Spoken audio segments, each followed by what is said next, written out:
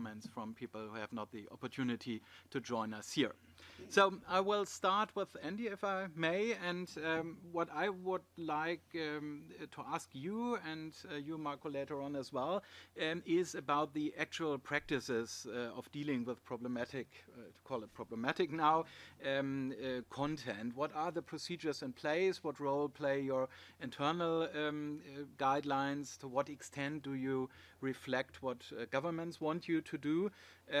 Maybe that we are all on the same page, what the actual procedures are, and feel free to mention problematic cases as well and changes in policy recently so that we know what we are talking about. Well, thank you very much for having us, and thanks everybody for coming. I'll keep it pretty brief because 25 minutes is not a lot of time. But as Wolfgang said, I'm Andy O'Connell from Facebook's public policy team in California. I'm focused on issues of human rights and free expression, so I'm really excited for this conversation.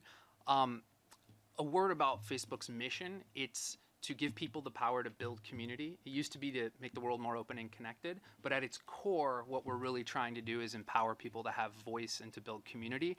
And so we think from a human rights perspective, our mission is completely aligned with those principles, and that is what people every day at Facebook are trying to do, is to give people more voice to promote these values. As a practical matter, we think Facebook is a very helpful tool for advancing human rights causes.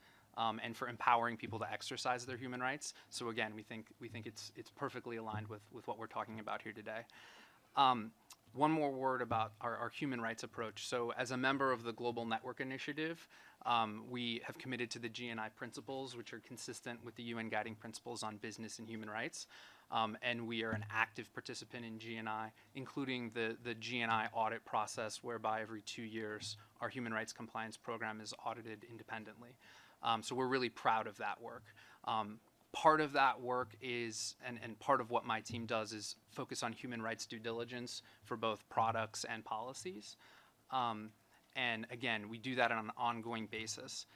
On the specific question about how we deal with content issues, how we think about problematic content, again, trying to be very brief. At a high level, we have a set of community standards that are publicly available that outline the type of behavior and the type of content that is not permitted on Facebook. Those community standards are informed by consultations with civil society, with academics, with people in this room, with governments, and at their core, what we're trying to do is build a community and have a set of guidelines that allow us to achieve our mission of giving people voice. And that means specific things like prohibiting behavior that we think is detrimental to safety, prohibiting behavior that we think creates an environment where people don't feel empowered or respected. So practically, that's things like bullying, harassment, endorsement of terrorism, those sorts of issues. And again, those are laid out, excuse me, those are laid out in our community standards, which are public online.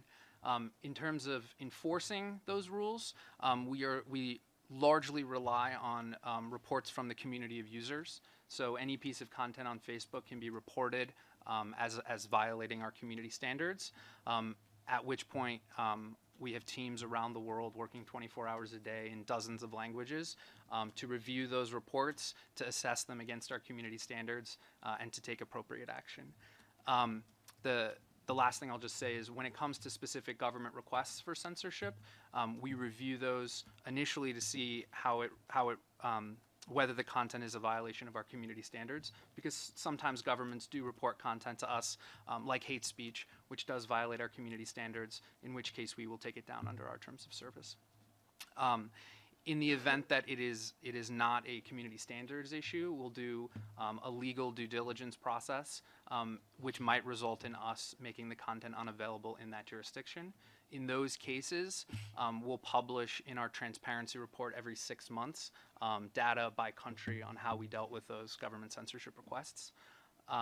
And then just a last word, sorry to go long, a last word on transparency. We really do think transparency and improving transparency needs to be an important part of our strategy as the private sector, but also working with civil society and governments.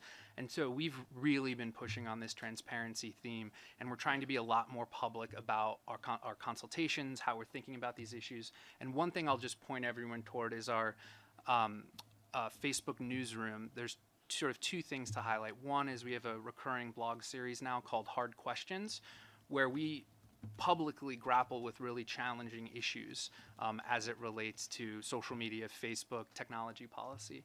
I think it was just on Friday we published one on the question of, is social media good or bad for your well-being? And we really try to grapple with those issues publicly because these are important things to think through. The other part of our newsroom that I would highlight is our newsfeed FYI, which we get a lot of requests for clarification on how Facebook's newsfeed works. Newsfeed is sort of the main screen you land on when you open the Facebook app. It's the scrolling list of all the posts by your friends and family, everybody that you've chosen to follow or friend. We get a lot of questions about how that works, what are the principles animating it, and so we have a whole dedicated series of blog posts explaining how that works, and whenever we make significant changes, we are public about that, because again, we're committed to these ideas of transparency and accountability. So I'll leave it there and in anticipation of questions later. Maybe thanks so much for sharing that. Maybe just one supplement, if I may. I remember distinctly a couple of years ago when there was a parliamentary commission, and I was there as an expert witness as well, and there was Facebook present, and then there was the demand of the members of parliament saying you have to adapt your policy to regions and countries and so on. And the answer of the Facebook representative was, no, the whole beauty of our service is that it is global and that we have the same standards globally. Is that still the case, or do you allow, not only when it comes to law enforcement, but to policies you set up on your own for this regional specifics? Yeah, it's a really good question, and it's definitely something a lot of people are interested in. The community standards that I talked about are global, but we do try to take into account sort of regional specifics, particularly when it comes to issues like newsworthiness. So we announced last year that there are certain circumstances under which content that would otherwise violate our community standards ought to be left up because it's particularly newsworthy.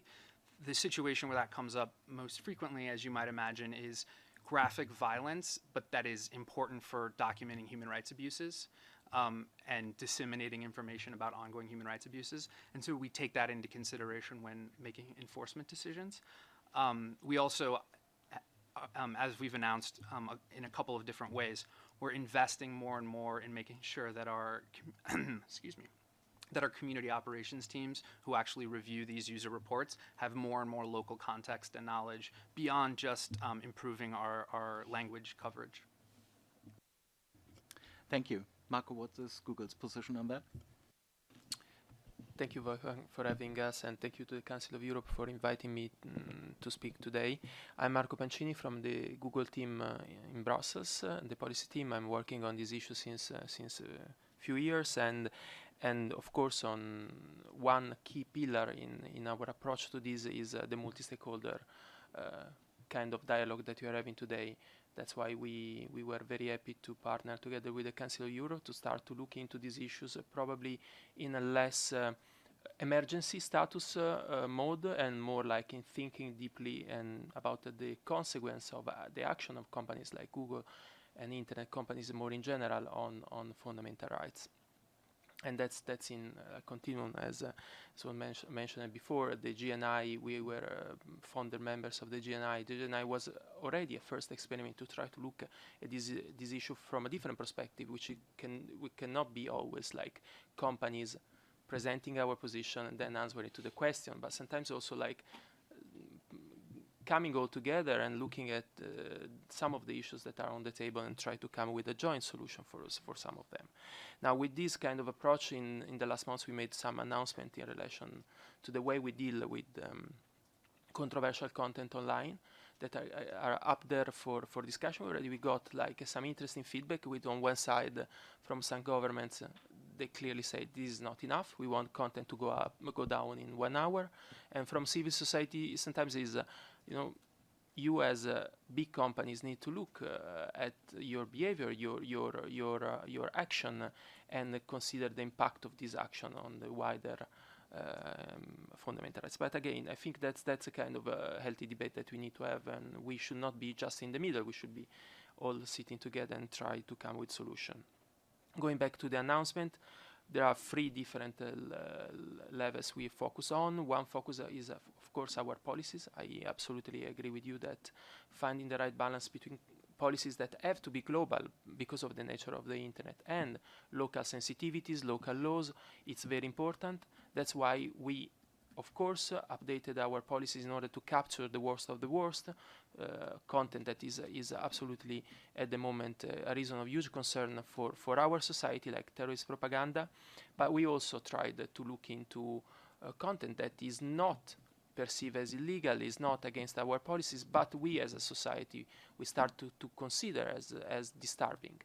For this kind of content, we believe that the right approach is not censorship, like removing the content. We think that the right approach is to making this content just hosted on our platforms, but with no possibility to comment, no possibility to share, no possibility to create any kind of engagement, which, you know, it's what make the content then becoming appealing. So we keep hosting the content, but we don't want to create engagement because we agree with the societal consideration that this content is disturbing. And we saw that this is actually having an impact. 90% of views decrease for some of this content, and for some of these videos that are came borderline, and we know that bad guys are more and more will focus on trying to walk the line of what is illegal and what is not illegal in order to get their bad message going through is very important.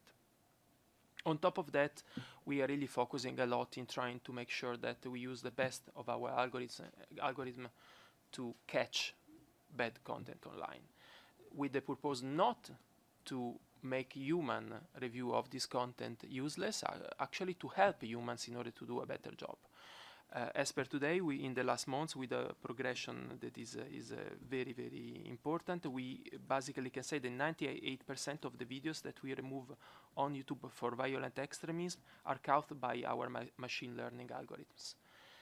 Are caught, send for review to humans, and then the humans take action. So what we are having here is an additional source of flags, so notices that our team is receiving for content that is violent extremism, and this is very useful. How does it work? You know, a lot of question about that is actually this is the result of the great referral that we are receiving from the expert that we have in our trusted flagger programs and across the world are reporting content to us. So our algorithm learns from the good quality flags that we are receiving from trusted flaggers, NGOs across the world, and learn how to be even more effective in flagging this content. But of course, this is not enough if we don't make also investment up front in terms of ad counts, in terms of people reviewing the content. As we say, the human factors is absolutely important. That's why we made a pledge to reach a number of 10,000 people working on controversial content online by the end of 2018, and that's for us another way to show that that's a commitment that the company wants to take in order to be more responsible. Thanks much. Extremely interesting. Maybe on your last point, using AI, we know from research in other areas that there is always the risk that when you have expert systems, that the people just accept what the system suggests. Do you have some safeguards in place so that there is no over-blocking just because people just press delete when the system recommends that? And maybe an additional question, I was a little bit puzzled a couple of weeks ago when I read on a blog something about a limited state policy of Google and that content that it is not really illegal but somehow doubtful or is questioned by many is somehow not deleted but put in a confined space and is not dealt with as other content. Is that a new tendency to be tougher on that, or what kind of policy shift does that reflect, if any? So that's the example that I was mentioning. So through these new policies, what we do is we go back to a pure hosting status. So the content is available online, through the link can be reached, but since we don't agree, actually, and we perceive that a lot of people in the society don't agree with this kind of message, we don't want to create any kind of engagement or any kind of facilitation to the spreading of this content. So again, that's also a way to answer to a societal question that we are receiving. We as an internet company, YouTube as an important internet service provider needs to be responsible towards what are the voices that are raised in the society in relation to the service that we provide. Going back to your first question on AI, I stress the human elements is an important factor in two of the activities. One, first activities in training the machine. The machine are trained not based on artificial cases, but on the real flags that we are receiving from trusted flaggers across the world. And the second, the human review. The human reviews review every flags at the same, using the same criteria. And by the way, the level of quality of machine in terms of flagging context is the same of trusted flaggers. So, which means that we have a new expert working together with humans trained by machine, and that can help us to do a better job. Thank you. I'm coming to Nicolo, if I may, and you have done a lot of research on that, especially when it comes to policies, content policies of intermediaries. What kind of patterns do you see and significant shifts? And you are free to comment on what you have heard from our colleagues from Google and Facebook, of course. Yes, thank you very much, Wolfgang. I should first put a disclaimer in that I'm actually not from the Center for Technology and Society. I used to work there, but so I'm going to mention also this study that we conducted while I was at the center that was on terms of service and human rights. So trying to measure the extent to which companies were complying with freedom of expression, due process, and privacy standards in their terms of service. And this was actually a success story from the IGF because we elaborated some recommendation on terms of service and human rights at the 2014 IGF in Istanbul. We developed a working group that then produced this recommendation, and then on the basis of those recommendations, we created a methodology to basically score the extent to which companies were complying with those three rights. And we found well, a number of problematic issues. I think in the interest of time, I'm not going to go in detail in that regard, but something that is not very often brought to the public discussion is not so much well, the concern over data, you know, accumulation, collection, exploitation, but also with regard to due process. So are individuals going to be put in a position to make choices in an informed manner about, you know, their use of the platform? And in particular, two aspects that were problematic were well, the notification before removing content.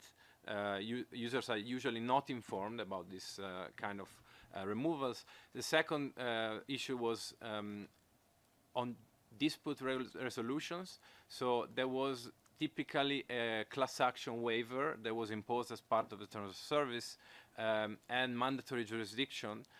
So companies would require consumers to file a lawsuit in California, which might be quite problematic for a number of consumers.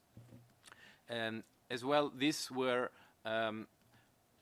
some requirements that were in the terms of service, in addition to having an alternative dispute resolution mechanism that was required to be the only way of resolving certain kind of disputes. So consumers were giving away their right to sue certain companies. I mean, I'm not naming any particular companies at the moment. We did this study over 50 online platforms, and the major ones were part of this study. But okay, this study was the first input that was provided from the Dynamic Coalition on Platform Responsibility. Let me put a plug to Dynamic Coalition's work here. So this is a forum that meets annually at the Internet Governance Forum to discuss issues about roles and responsibility of online platforms, in particular with regard to the respect of human rights. And this, I think, is in line with what is happening at the Council of Europe, because I was very happy to see that this recommendation for the first time focuses on the notion of responsibility of intermediaries. Previously, we always had a discussion about liability and trying to limit and clarify how far this liability would stretch. But I think it's important to also discuss the notion of responsibility, because otherwise this is going to develop only by policymakers in drafting their laws and maybe inserting into trade agreements that are automatically implemented into laws without the participation of civil society. Or they can be inserted into private agreements between copyright holders and intermediaries regarding what they should do, what their responsibility is. So I think we need that sort of discussion, and I welcome everyone to come tomorrow to our session, which will be from 9 to 10 in the morning. The two small points that I wanted to make in this discussion are regarding the range of measures that can be adopted to tackle what is called illegal content or inappropriate content. I think there are different options, and I'm personally not in favor of going straight to regulation without showing that there is a market failure.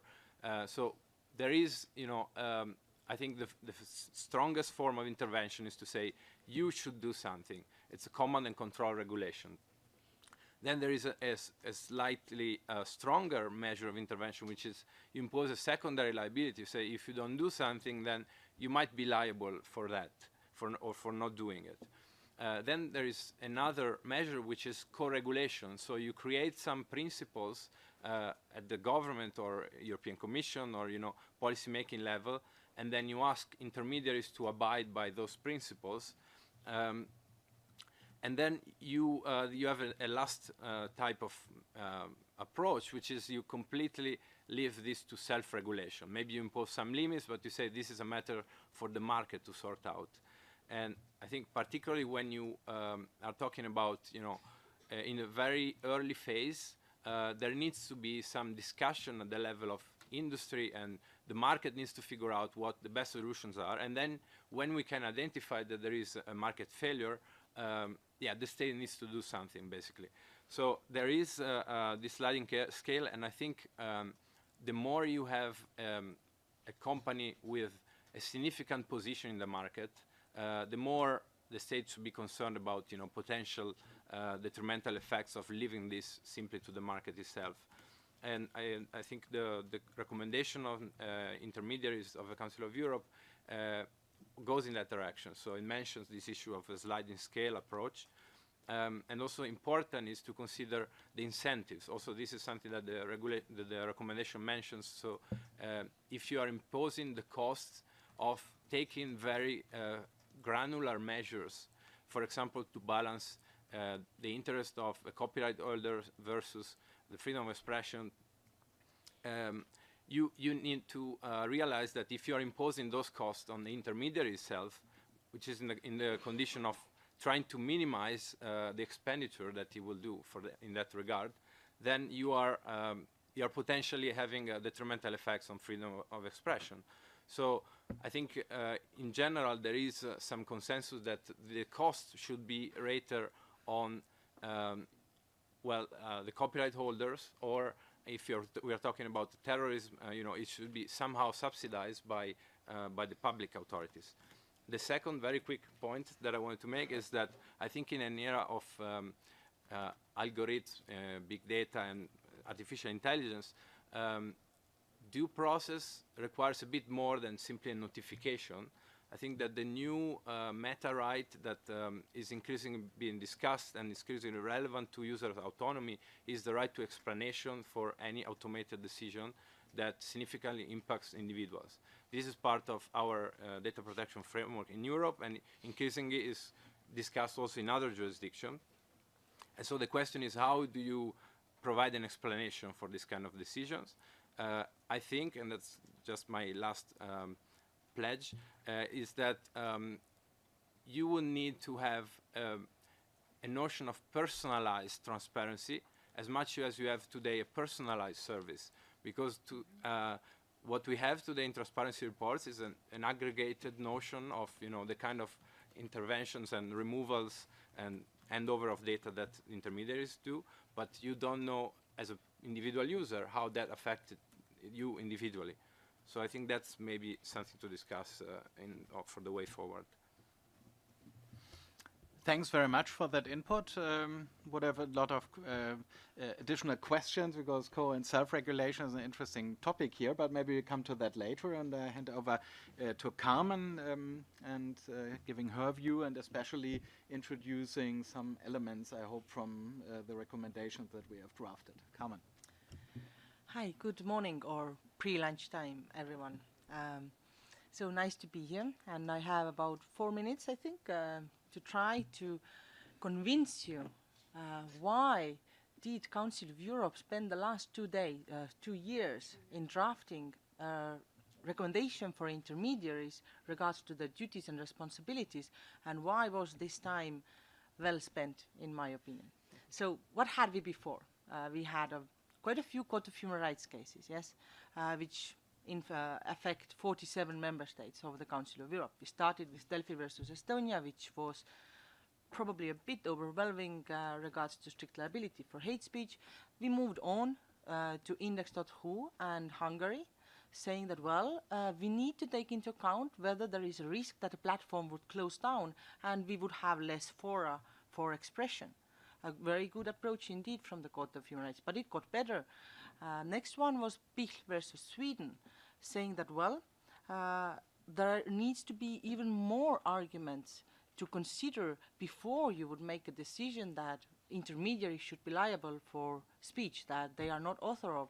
And the last but not least, from the autumn of 2017, Tamis versus Google, saying out loud finally that, well, we need to have a benchmark, and that benchmark needs to be that there needs to be serious harm suffered by the applicant in order for them to even have a standing.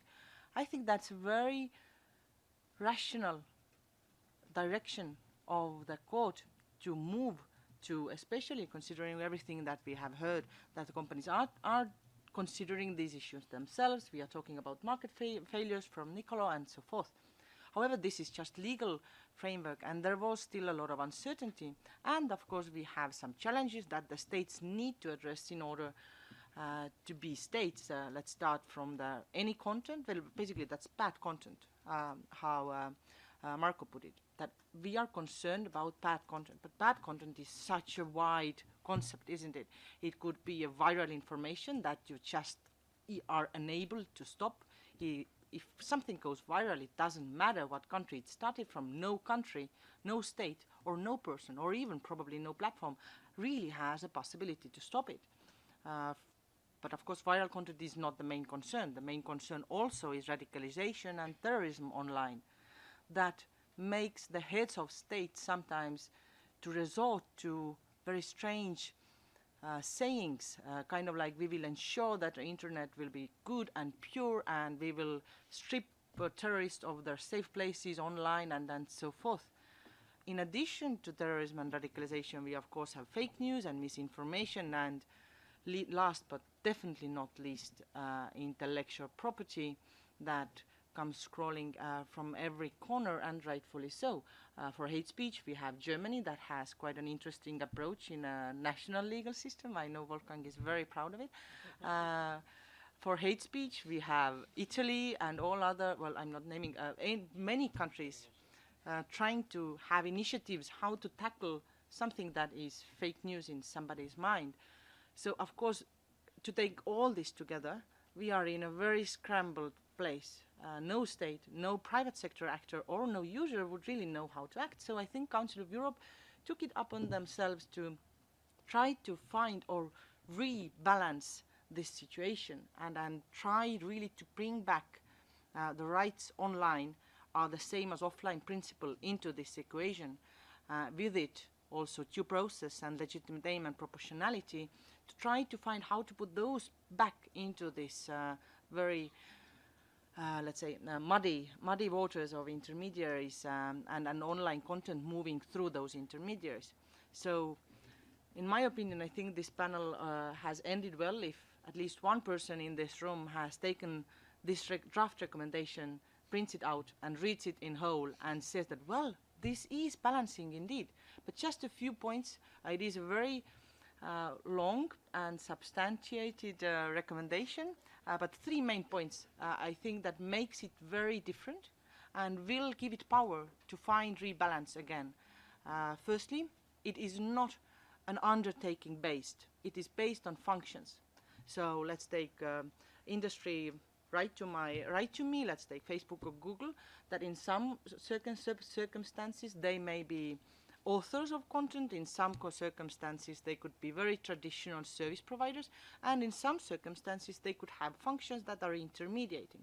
So, and in that case we are only talking about those functions and not as an undertaking as a whole that has been approached from, let's say, European Commission with an e-commerce directive, that we are talking about undertakings, but we are not really. We could have thousands of functions as a company.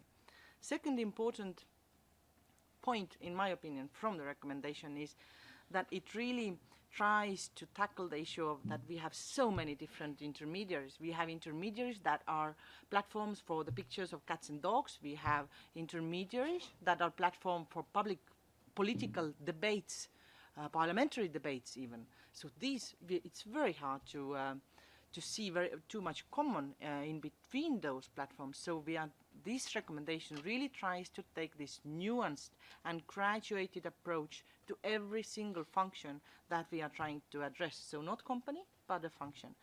And last but not least, what was already mentioned by the representative of Facebook, that it is about duties and responsibilities not just for states, but also for intermediaries. Of course, this could sound a bit uncommon because Council of Europe is an international organization, so how could there be any obligations to private sector?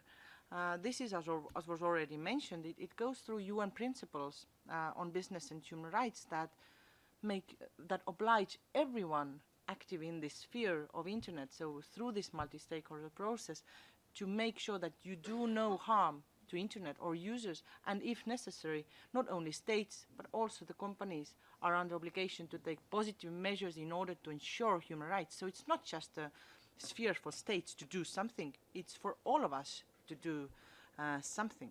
So the recommendation really has a duty for a state to do something, but also duty or a responsibility for an intermediary to do something. Let's start from transparency, and we could end up with all the other subject themes that are there. And it is built up in this way. It has two chapters, for states and for intermediaries. And coming from Ruggie principles, the UN guiding principles, and I think it's a very interesting read, and I think it will make a difference of how we see this sphere, at least for the 47 member states of Europe. So that was my very quick introduction. I went over time. I always do. I'm very sorry about that. Thank you. Thank you. That's such a fascinating issue that, and I hope one of you will ask, please come and give me more details. But now I will open the floor so that you have the opportunity to ask questions or give comments or whatever you like. Please be brief. Please introduce yourself very briefly. And if it's a question, please let us know who you address it to. Yes, please. Uptoker from NetBlocks. So I was wondering if there's been an effort to improve the real-time reporting on platforms, because right now the reports come through, say, at the end of 6 months cycles, and it seems that real-time reporting could really improve the reporting workflow and support communities who need to maybe apply for an objection. Yeah, who do you want to comment on that? Perhaps on the platform side, with either Facebook or Google. Yeah. Feels one of you. So I mean, the short answer is it's definitely something we discuss internally, and we are always trying to get better at our transparency, including in its timeliness. I would say that the big challenge for us, kind of in preparing those sort of aggregate reports every 6 months, is making sure that it's all accurate. It'd be really problematic if we published something in a transparency report and then had to correct it like a week later. And so that is like the big challenge that we're facing. I would just say, and I think this connects to your question and something Nicolo said about sort of personalized transparency. We do lots of personalized transparency things that including in real time. So if you're the user whose content is removed, you get a notification in real time that explains to you what's happening and why. Admittedly, the kind of level of detail in that communication has not always been great, and we're getting a lot better at that, but it's something there's still room for improvement, and it's a big focus for the teams who work on that. And then just another example of sort of personalized transparency. On Facebook, for example, whenever you see an ad, you can click on why am I seeing this, and it's sort of that explanation that you were talking about that explains to you why that ad was delivered to you. And then maybe the last example is if you're a user who's trying to access content that has been censored by a local government and you like follow the link to that, it's not just a 404 page. It tells you this content is being restricted based on local laws, which again, that happens in real time. Thank you. Could you press the microphone button again? Thanks so much. Please. You wanted to, just a second, you wanted to comment as well? Very quickly, that we hear very clear and loud that's very important. So we were one of the first to launch the transparency report, but we, along the way, we understood that the transparency with not sounded data could not like add anything to the debate. So what we are trying to do at the moment is really to understand what kind of data with like what kind of time frame of publication are needed, and of course, as soon as this will be launched, the feedback from everyone will be more than welcome. But yes, this is a very clear and important request that we got. Thank you. Please, do we have a microphone, or can you? Or please, if possible, can you approach a microphone so that your text is visible as well and can be. Thanks so much for that. I'm from a civil society organization called IT for Change in India, and my question is about Facebook community standards. So when there are global standards or guidelines, especially in the context of gender-based violence, a lot of women's rights groups from the South have pointed out how terms such as credible violence or the revenge porn guidelines as they stand now will not like capture specific dimensions of harassment or abuse that may pose women in the South in certain particular cultural contexts at like great risk.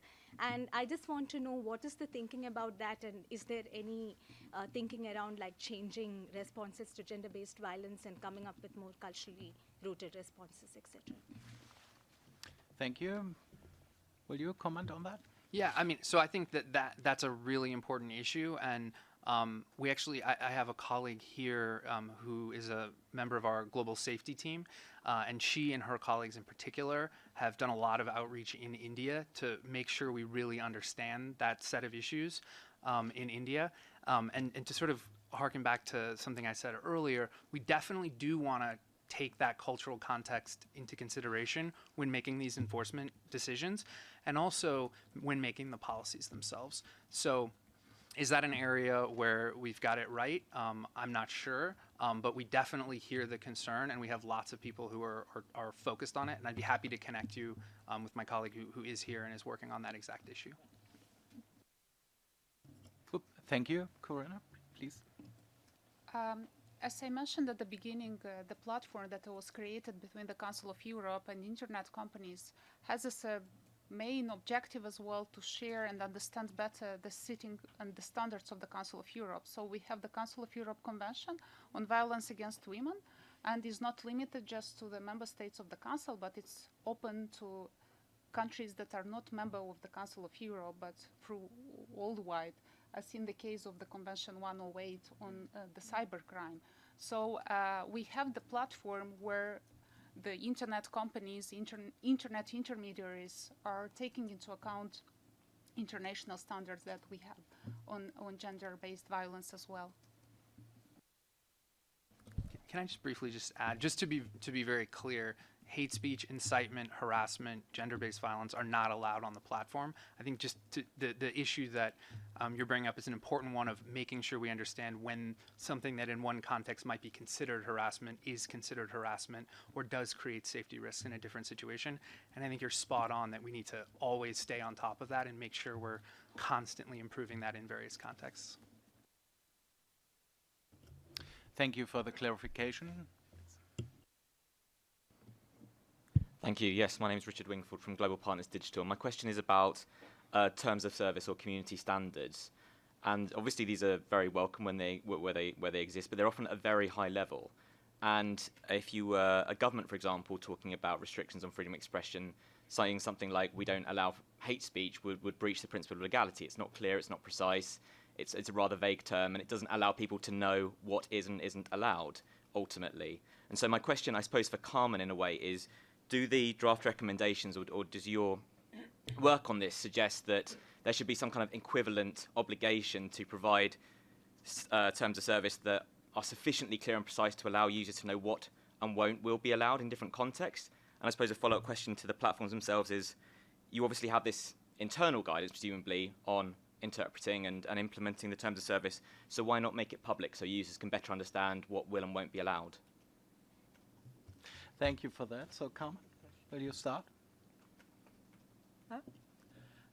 Thank you. I think the issue of legality in regards to content, that's an internal sinkhole.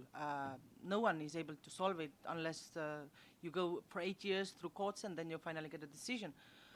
However, of course, you need to try to solve or try to find a way out, because there are people who are suffering, and there is this content that seems to be out of the boundaries that we seem to accept. It's not, so it is a difficult question, but how to approach this then? Because, as I said, this recommendation really tries to find this balance again. And I think the limbs of the balance, in addition to legality, is the due process. Due process, by this I mean remedies. Remedies always have to be there. And by remedies, I don't only mean judicial remedies. It could be explanation, it could be apology, it could be anything. It doesn't have to be judicial one, but the remedy has to be there. And at least in the end of the line, there needs to be access to judicial remedies. And I think through this, and to taking into account the transparency demands and obligations from all sides there, I think the overarching idea of the recommendation, at least, is that the states cannot delegate this very difficult assessment of legality to the intermediaries, as they have been doing for the last 5-6 years. So I think this is the overarching idea behind it, and it can be only achieved through always providing remedies, access to judicial and non-judicial ones, and transparency. I'm not sure if that gave you an answer, but if you're the one person who reads the recommendation after that, then Comment on this? Please do. So actually what you raised is a very important and current issue. So I'm not sure that we can define this as an implication of the principle of legality when it comes to the private sector, but we have instruments in the law that basically take issue with too much discretion in the terms of service. So there was an action by the consumer protection authorities in the fall of last year that was taking issue with the fact that companies, they just vaguely define what content is illegal. And this actually is funny because it goes against what the European Commission did in its Code of Conduct on Hate Speech. So the Commission asked some companies to sign this code where it defined very broadly what the notion of hate speech is, and then it required the company to further, or it allowed them to further define it, but the companies don't want to give the wrong definition, so they have very broad and general clauses, and this was then taken up by the consumer protection authorities, and they said, no, you cannot keep it as it is. So it's quite interesting. And then just to add to that, last week the Article 29 Working Party issued some guidelines on the notion of transparency, applying only in the field of data protection law. But interesting, they say that when you use a clause saying we might use your data for providing a better service or to provide a personalized service or for research purposes, that's not enough. That's not a valid consent for users. Oh yes, purpose specification, an interesting issue in itself. Do you want to comment on that as well? And then I have 3 interventions, and then we have, sorry for that, we are already over, will be over time. Marco or Andy? So I think it's a challenging issue, and our community standards right now are written for a general audience. The audience is the people who use Facebook, and making sure they understand what's expected of them and what's not permitted. But we completely agree that there is a need for more explanation on issues like like hate speech and terrorist content in particular.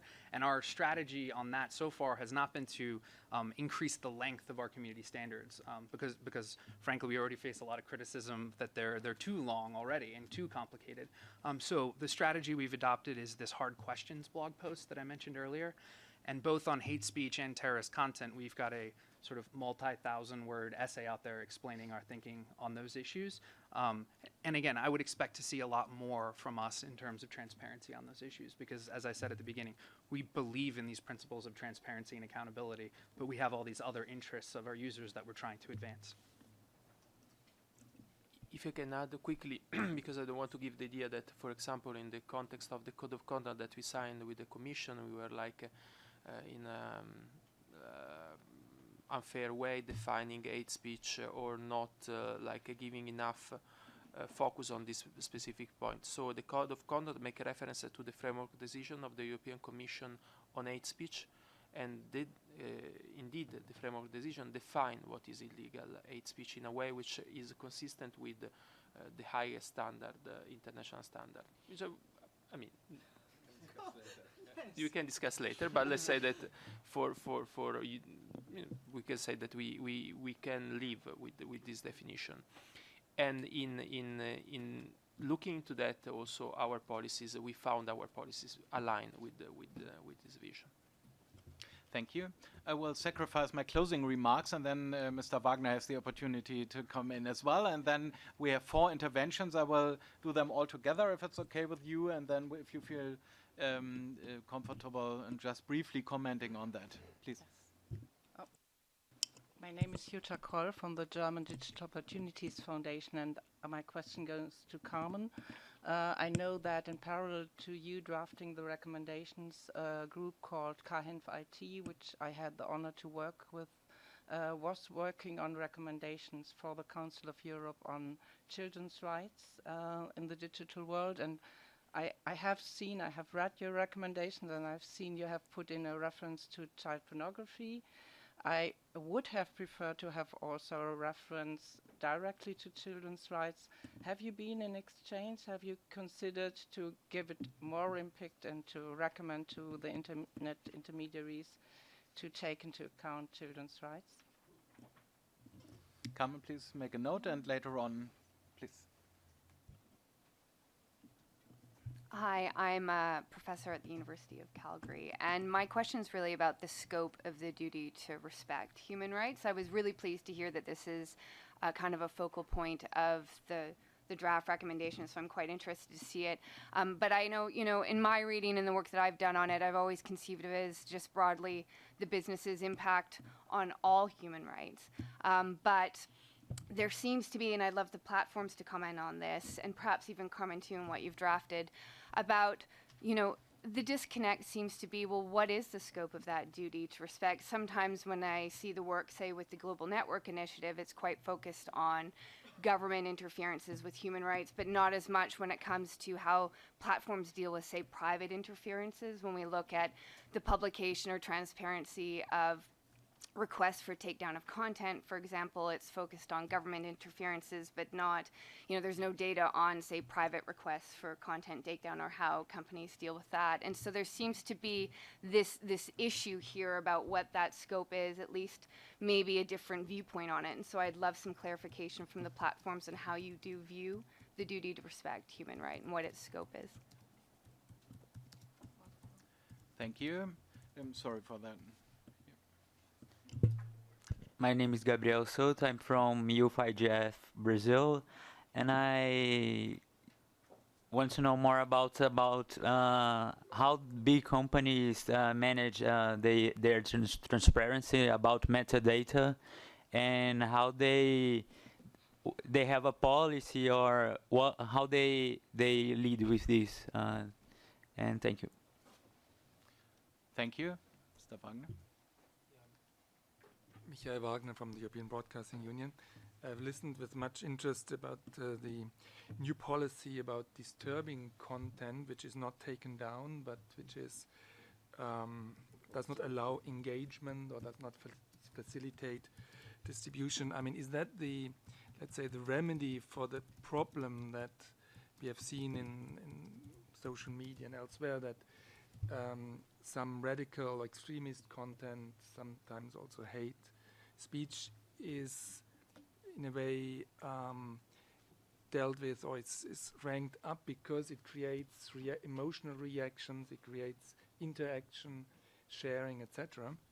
Whereas mainstream media content, for example, may, let's say, lose in that game of visibility. Is that also an answer to that? That, I mean, this kind of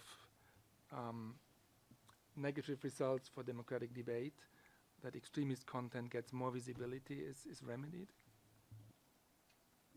Thank you. You wanted very briefly, maybe?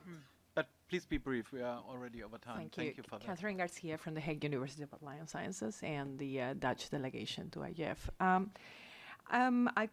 Taking up the question of our colleague from India, would like to know whether perhaps the Council of Europe could inform about there was a motion on the Internet Ombudsman that was promoting enhanced accountability for such a vulnerable groups such as women, transgender, children, and other specific vulnerable groups. And I wonder, the motion did not develop, but if you could elaborate on that and what was the state of that, and basically. Thank you. Thanks for your question. We have no remote questions, so we can go back to the panel, I would say. By the way, Marco told me before that he has to leave sharp at 20 past, as it was planned, so he's not escaping the questions, but just has another engagement. So, Andy, will you just pick up the points that were addressed to you? Thank you. I will try to answer all of those in 90 seconds. So on the scope of the duty to respect, I think very candidly it's something all of us as a community, all of us here are trying to grapple with and really understand. On the specific piece about private sector takedowns, transparency around community standards enforcement, or in particular like intellectual property takedowns, I definitely think that's a space where we can and will do better as Facebook. So I would expect to see more on that front. On the question of metadata transparency, as I understand the question, you're asking about sort of disclosing metadata to governments. So that is included in our transparency report, and I don't want to speak for Google, but I'm pretty sure it's in theirs as well. And on the question about extremist content being promoted in algorithmic ranking issues because it gets engagement, I would say that hasn't been what we've necessarily observed, but more than that, that is something that can be adjusted. And because things like extremist content, hate speech, terrorism are prohibited on our platforms, that is something we can address. And so even if in previous iterations or in certain companies' algorithms that does happen, there are ways to address it. And certainly from the perspective of our company, we don't allow that kind of content. We wouldn't want it on the platform, so we certainly wouldn't want it to be promoted in an algorithmic ranking context. Thank you. Nicolo, do you want to comment on an aspect? One comment on the notion of accountability that was brought up, and it ties with the scope of the duty to respect. I think it would be interesting to look at developing some sort of principle of accountability, as we have in data protection law again, for example, freedom of expression and due process. So the principle of accountability requires data controllers to adopt technical measures to ensure, that they are able to comply with these standards, and also to demonstrate at all time that they're in compliance. So we don't have something in parallel, in other fields of law. So I think this could be an interesting way to go. It's interesting indeed. Carmen?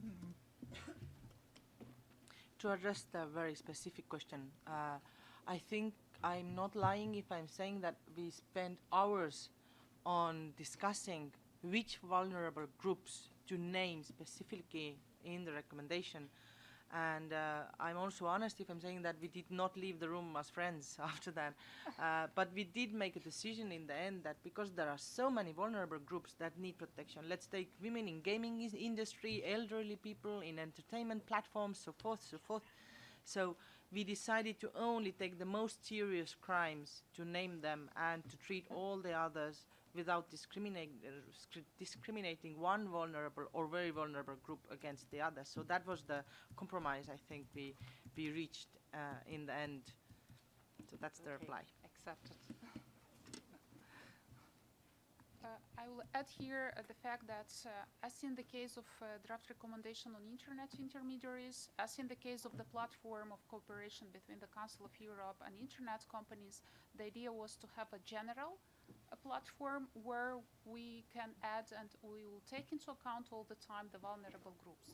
Otherwise, we'll create some priorities where, in the case of internet, we have all the sides to take into account.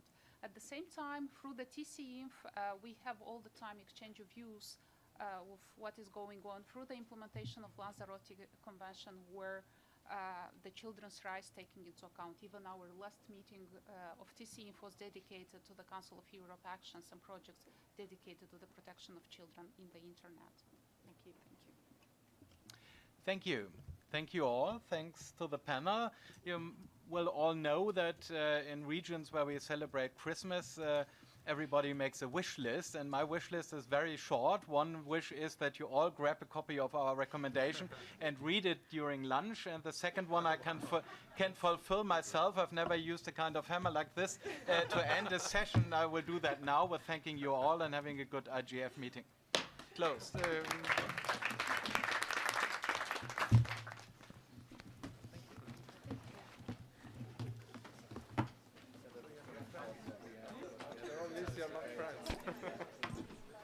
Everybody takes children's rights seriously, of course.